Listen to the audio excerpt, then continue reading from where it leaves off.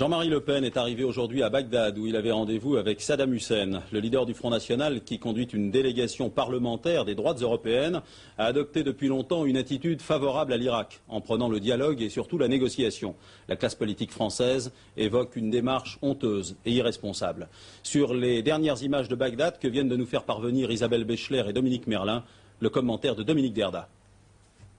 Avion spécial et tapis rouge, Jean-Marie Le Pen arrive à Bagdad avec les honneurs du gouvernement irakien et à la tête d'une délégation de 8 députés des droites européennes.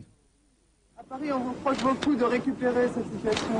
Qui est on? La classe politique à Paris. Oh, la classe politique, l'ensemble de pourris qui se débat dans les problèmes de fausses factures, de détournement de fonds, qui se débat avec la crise de la jeunesse, avec beaucoup d'autres choses de ce style qui s'occupent de leurs propres affaires avant de s'occuper de ce que je fais. À en croire Jean-Marie Le Pen, c'est lui déjà qui aurait fait libérer certains otages. Beaucoup œuvré en faveur des gens qui étaient retenus ici et d'abord des nôtres.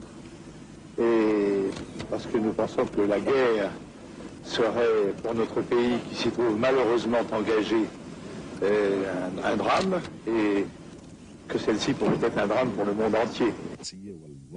Tout sourire, Saddam Hussein reçoit dès son arrivée, et c'est une première pour un visiteur étranger, celui qui est sans doute son meilleur allié en France.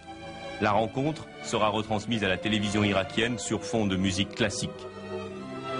À la fin de l'entretien, le leader du Front National déclarera avoir obtenu la libération d'otages européens, sans en préciser ni le nombre, ni la nationalité. Jean-Marie Le Pen, qui devrait rentrer en France jeudi, a multiplié les rendez-vous avec le président du Parlement, le ministre des Affaires étrangères. De Saddam Hussein, il dit avoir été frappé par sa volonté de dialogue et de paix.